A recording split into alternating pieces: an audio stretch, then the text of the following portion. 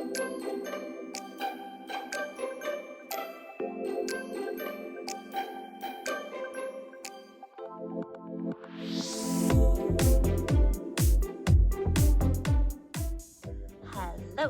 and welcome back to Dark Moon Dice. By popular request, today's video I am going to be showing you how to finish off your Wish AliExpress molds to make a near perfect die. I'm only going to be showing you the D20 because if I did this for the entire set, we would be here for an hour. But this should walk you through the basic steps and give you a really good idea on how you're going to finish all the dice. I'll tell you about all the different products that I'm using as I go through it, and hopefully you can follow along and get your dice to perfection. I'll show you how I ink them and how I clean them up afterwards. Hopefully I can figure out how to fast forward, like speed through when I put this video up, because I'm sorry some of my videos are really long, but I do like to make sure that I am working in detail, especially for a lot of new people who are coming into this hobby. I think really seeing the steps is important, so I'm sorry if my videos are long, but I want to get all the details in there. First things first, we are going to be wet sanding. However, safety first. So please make sure you are wearing your respirator. Please make sure you are working in a well-ventilated area, and please make sure that you have gloves on. Now today, my hands are pretty sweaty, so as always, I have on my hand and skin shield liquid gloves, but that's just because I have super gross sweaty hands. You can wear gloves, that's a lot easier. I won't be wearing my respirator only because I'm filming this, which is why another reason why I'm only going to do the one, because I don't particularly want to be sanding an entire set without wearing a respirator, so I'm only going to show you this. Wet sanding also helps to keep down a lot of the particulate that comes up into the air, but it does not stop it all. So please make sure you have your respirator on, and let's get to it. So what I'm going to be doing is I'm going to be starting to sand down these rough edges and the face of the one. Now you can see, and again, these are not perfectly made molds. I would of course always suggest making your own molds. But you know what, this is what we're working with, and they are certainly the more affordable option. So let's start with that. So what I'm going to be doing is I'm going to be using a piece of wet dry sandpaper, and this is in 1000 grit, okay? If I have time, if this doesn't go too long, I will show you how I use UV resin to correct. Now this is one that I did without the pressure pot, so if you're not using a pressure pot, I'm sure this is what a lot of your dice look like. Or if you're not using a reservoir and you're coming out with these craters, I hope I have enough time to show you that, but if not, I'll do it in another video. But we're going to be using the sandpaper to kind of flatten out all of these edges. We want to get rid of these ridges here, all along the sides here. On this 19 face we're going to sand. We're going to sand this face here on the 7. We're going to sand this face here on the 13, and we're going to get rid of this sprue mark here on the face of the 1. That's the first thing that we're going to do. So I have a little cup of water here off to the side, and I'm just going to dunk it in the water. And I'm going to make sure that I have a piece of glass that I'm going to put down so that my surface is flat. Because these are sharp edge, we want to make sure that we're going to have a flat surface, and we're not going to be ruining any of those sharp edges by having lumps and stuff underneath our sanding area. So I'm going to dunk, dab, dab, dab, get the paper a little bit wet, and then I'm going to start here with the 7 face. So I'm just going to lightly start rubbing. Now this is something that you're going to want to check often, because the more you sand, and let me show you a really horrific example of what happens when you're not paying attention. This is one that I started to sand, and you can see I just sanded the number clean off.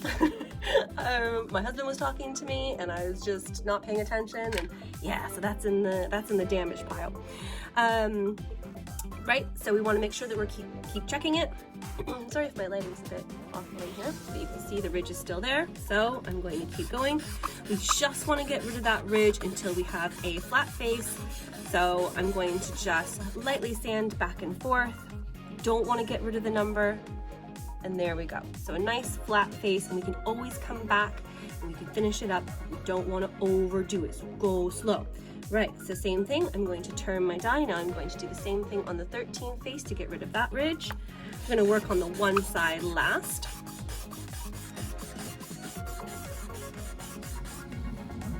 Okay, there we go. 13 side is nice and flat now. And again, if you see anything like that, we can come back and we can touch it up after. But let's just kind of get them all into a better state than they were, and then we'll work on our perfection, because remember, we're also going to be sanding and polishing through the Zona papers after this. So this is one of many steps, okay? This is the kind of cleanup steps that we're working with something decent. Okay, so there we go. We fixed our 19 face, our 13, and our 7. And now I'm going to work on my one face, and I want to sand until I've gotten rid of this circular sprue mark. That's what I need to get rid of. We do not want to see that. Okay. Making sure that I'm keeping the face of my die parallel to the mirror so that we don't lose those sharp edges. Okay, so you can still see it there, so I'm going to keep going. Dunk. Working slowly so that we're making sure we're not sanding that whole number off, because that really defeats the purpose, doesn't it? Okay, so you can still kind of see that sprue mark there, so I'm going to do a little bit more. And when you use your fingers like this, you can really feel that ridge there. So I'm going to keep going. Want to get rid of that whole circular sprue. Our face will look scratched, but that is fine. We're going to be polishing them up afterwards, okay? So now you can see that circular sprue mark is nice and flat. Now I am going to go back, and I'm going to, see these corners are a bit prickly, so I'm going to fix that here by sanding on the 15 and the 5 side. Now again, it is going to be a lot of sanding, which means we're going to have to go back and we're going to have to polish all of those sides that we have sanded, which is a pain and ideally not something that you want to have to do. The more sides that you have to perfect, the longer this is going to take you, and especially when you're doing a full 7-piece set. I mean, you'll see how long just this D20 takes. But that's just the make of the molds. There's not a whole lot to be done about it if you want to come out with something that's really good. Really high quality. Okay, so again, I'm using my fingers to kind of feel here where there's little ridges, where there's inconsistencies, where faces aren't exactly flat. A lot of this is going to be kind of, a lot of this is going to be almost working by touch. You know, a little bit by sight, but also a lot by touch, you know, feeling those faces, checking your edges, going back, fixing them again, and making sure that everything is the best that you can get it. It is a very time-consuming process. There is just no way around that. I wish there was a faster way. I mean, this is one of the reasons why handmade sets are so expensive, because of all the work that goes into them. This can take absolute hours. So I can see that I think there's like a little bit of a ridge there that I'm not loving there. See, on the 19, that face. Use your light, you know, your lights to kind of shine and see if there's anything that's looking like it might be sticking out or not completely flat. And again, just remember, we don't want to overdo it, okay? Because we don't want to sand the numbers clean off. Okay, so there we go. So now we have fixed up our die until it is nice and flat and perfect. And we are ready for our next step. Okay, so I am going to put that down. I'm going to move my 1000 grit sandpaper off. I'm going to just dry my wet hands off of it. And now here's where we move on to our sanding and polishing papers. Now these are the, I'm sure if you're here you have heard about these a million times, but these are the Zona 3M wet or dry micron graded polishing paper. Now by the time we work through all of these, your die is going to be perfectly shiny. No need for a polishing compound or anything after this. This is the end of the process. So we're going to go through these one at a time, and we're going to have to, feel like you guys are gonna hate me. You're gonna have to polish every single face. Now it helps to have a tissue or something on hand, or write down the sides that you have sanded that you're going to need to polish. So oftentimes I like to write down the numbers, and then that helps me to know, because we haven't sanded on the 17 side, for example. 17 is perfectly shiny, so we don't need to do that side. But it looks like here we're going to need to do, so this is what I usually do if you want to see the whole process, because when they're wet, it's harder to tell which sides you need to sand. So I'm going to do the 7, I'm going to do the 1, obviously. I have sanded here on the 15 side, you can see it's scratched. I have sanded on the 5, I have sanded on the 13, I have sanded on the 9, and I have sanded on the 19 and the 3. So those are all the sides that we are going to need to go through on all of these papers. Yeah, I know. And hopefully this is the part that I'm going to be able to speed up, but I'm going to show you how to do the worst side, which is the number 1. And then I'm going to go through the rest of them, hopefully speed the video up, and then come back to you once they're all done. So first, polishing paper, we're going to do the same thing. We're going to do it wet, so we're going to dunk our dye. This is really similar to the way that I did the video on how to sand and polish your masters. The process isn't changing at all. So if you want to see that in a little bit more detail, then you can go and watch that video. If I had any idea how to link it, I would do it, but I don't, so sorry about that. I'm not a professional at this. Okay. So I'm going to start with 50 circles on every single paper until I get down to my last, I think, 3, and then I think I've started doing 25 or 30 on each of those. Okay?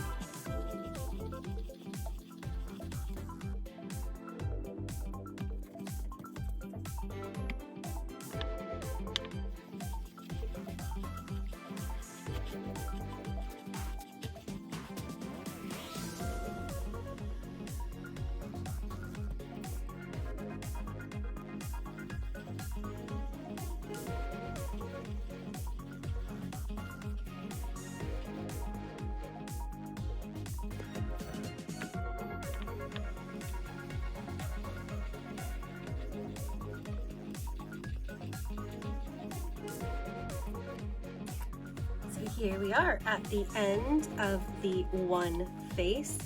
Let me dry that off for you.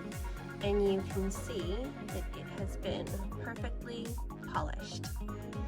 So I am going to go and I'm going to finish all my other faces. I'm going to do the same process to the 7, the 15, the 5, the 13, the 9, the 19, and the 3. And I will be back to show you the finished die. Okay, so I have finished polishing all my sides. As you can see, everything is nice and shiny. And now I'm ready to ink this baby up. Okay,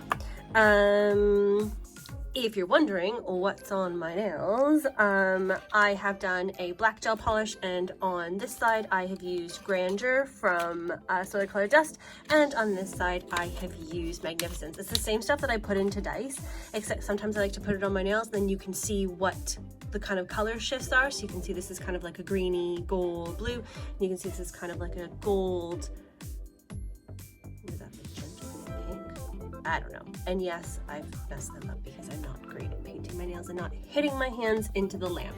Okay, what color are we going to do this? I think I want to do this in copper because I ink everything in copper because I really like it.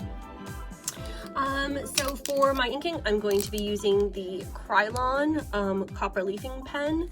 I find it really easy, really quick to use. I also really like inking in metallics. I think it really brings out, especially if you have shimmers or glitters inside, I think it really, really brings it out. Now this is really, really simple. There's not much to it. So I'm going to just use my pen and I'm going to just go over all the faces of the numbers. I'm going to just rotate. It does not matter if it gets onto the, I just have a piece of paper underneath, that's fine. It's not going to pull it out of the grooves, just making sure that there's no kind of bubbles or missed spots or anything like that. Just popping the ink in. Of course, you can do this in acrylic paint. You can do this in nail polish. You can do this in anything you like, really.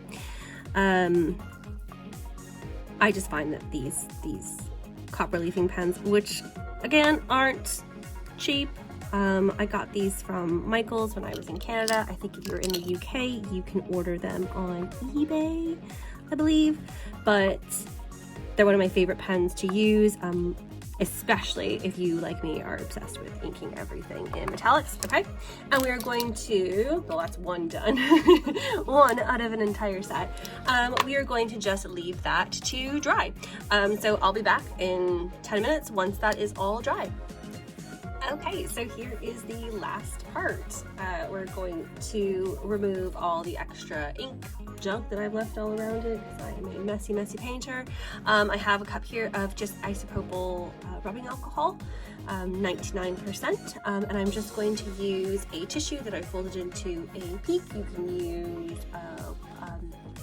cotton swab, you can use kitchen towel, you can use whatever you have on hand, but this is what I'm using.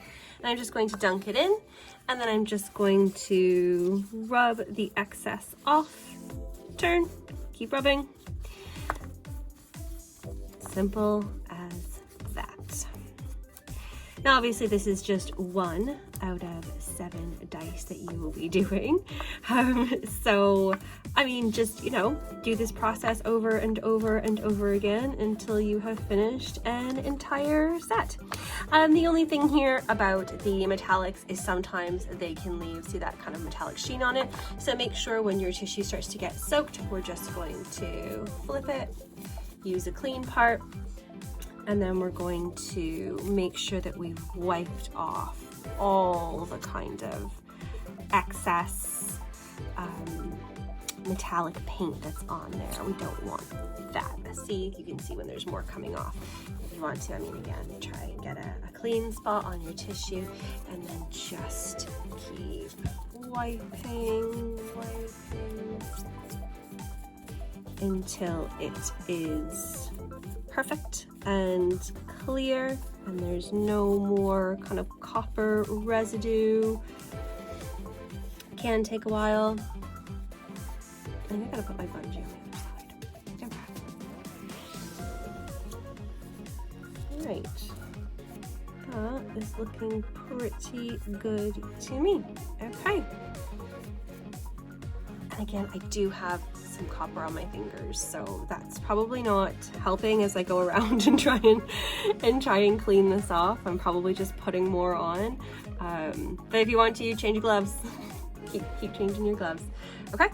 And so there is our finished D20, perfectly shiny on all the sides that we've fixed, and that's the end. So I hope that helps you to get a good finish on your dice. If you do post them, I mean, I'd love for you to tag me in it. If this was helpful at all, I'd super appreciate you giving the video a thumbs up, maybe leaving a comment. Apparently that really helps for algorithms and stuff. Yeah, so like and subscribe, and thank you for watching, and I will see you next time, where I promise I will show you how to fill in craters in your dice. Thank you, goodbye.